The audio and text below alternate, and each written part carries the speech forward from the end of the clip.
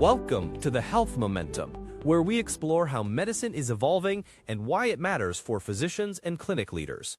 I'm Kenneth Livingston, and today we're really diving deep into a topic that's gaining more traction than ever before: medical tourism and, crucially, its hidden consequences.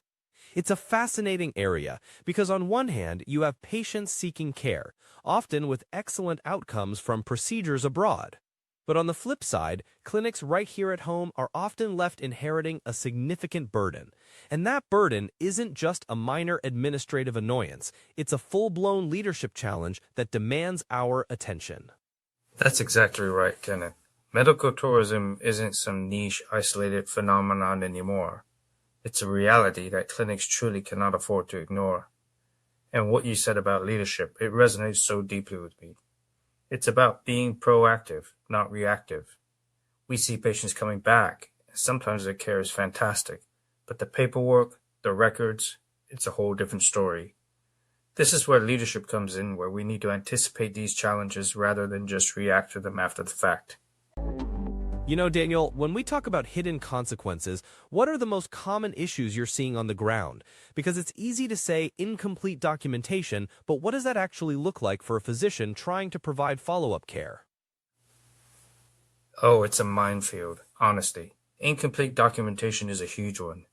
Imagine a patient returning needing follow-up care, and all you have is a discharge summary that's barely a paragraph long, or worse, in a different language, or lacking crucial details like implant specifics, exact surgical techniques used, or even drug dosages. Then there are the coding mismatches.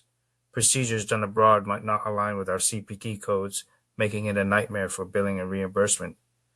And don't even get me started on the billing challenges that stem from all of this. It's not just an administrative hiccup.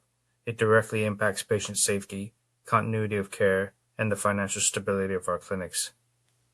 So it's not just a matter of someone having to spend an extra hour on paperwork, it's fundamentally about risk. Financial risk for the clinic, compliance risk, and most importantly, clinical risk for the patient if we don't have the full picture of their treatment history. Precisely, and that clinical risk is paramount. If I don't know the exact material of a joint replacement or the specifics of a cardiac stent, how can I safely manage future complications or even recommend the right follow-up tests? It puts physicians in a really tough spot. We want to help our patients, but we're operating with blind spots. And that's simply not good enough, for us or for them. It sounds like a tightrope walk. You have to maintain high standards of care, but you're often doing it with one hand tied behind your back due to these information gaps. So what can clinics, what can physicians actually do about this? Because it seems like the problem is coming to them, regardless of their wishes. You're absolutely right. The problem is arriving at our doorstep, so we have to be prepared. My first recommendation is for clinics to standardize their documentation review process for patients returning from abroad. Don't just file it away. Have a dedicated protocol. This means verifying procedural details with the patient, even if it requires extra time, and separating the clinical care assessment from any financial assumptions.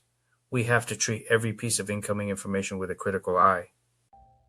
That's a strong point about separating clinical care from financial assumptions, because I imagine there's a temptation to just push it through for billing, but that could overlook a major clinical red flag, couldn't it? Absolutely. If you start making assumptions for billing, you might gloss over a missing lab result or a medication not listed, which could be critical for patient safety. It requires discipline. We also need to leverage technology more effectively. I believe artificial intelligence, for example, can be incredibly helpful here. Imagine an AI system flagging gaps in documentation or normalizing records from different formats or even different languages into something that's more digestible for our systems. It won't replace human judgment, but it can certainly act as a powerful first line of defense, a safety net. That's a really compelling vision for how technology can augment human expertise, not to replace the physician, but to empower them with better, clearer information from the outset. So, beyond technology and standardization, what about the human element, the dialogue amongst physicians that you mentioned? Oh, that's non-negotiable, Kenneth. Open dialogue among physicians is essential. We need to be sharing our experiences, what worked, what didn't work, what specific issues we're encountering. This isn't just about complaining, it's about collaboratively creating better systems. We need to ask ourselves, are there common gaps we're seeing? Can we advocate for better international standards for record keeping? Can we build a network of trust where we can get information vetted or translated? This collective intelligence, this shared leadership, is how we reduce risks and improve outcomes for everyone involved. It's interesting because it touches on something almost philosophical about modern medicine. It's no longer confined by borders. Care is globalizing whether we like it or not. And this brings us back to the fundamental question I posed at the top of the show. Who should ultimately carry responsibility when these systems fail to connect? Is it the patient who made a choice to seek care abroad? Is it the provider abroad who delivered the initial treatment but maybe didn't adhere to domestic documentation standards? Or is it the clinic delivering follow-up care at home who now has to manage this complex situation? It's a really complex question, Kenneth, and there's no easy answer. I think it's a shared responsibility, but the clinic delivering follow-up care at home has a unique burden. They are the ones who ultimately bear the immediate risk for the patient's well-being and the financial and compliance burden. That's why being proactive, establishing robust internal protocols, and fostering that physician dialogue is so critical. We can't simply point fingers.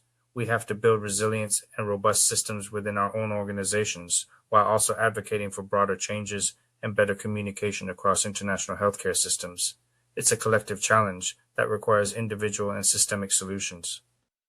That's a very pragmatic and forward-thinking perspective, Daniel. It's about owning what you can control and collaborating on what you can influence. It truly is a leadership issue, as you say, and anticipating these second-order effects is key to protecting patients and managing those significant financial and compliance risks. Dr. Daniel Cham, thank you so much for sharing your insights today. It's been incredibly illuminating. My pleasure, Kenneth. It's a conversation we absolutely need to be having more often.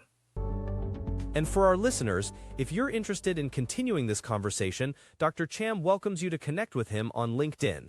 You can find him at linkedin.com.and-cham.md-6690-36285. Together, as he says, we can navigate this evolving healthcare landscape responsibly and strategically. Thank you for joining us on the Health Momentum. We'll catch you next time.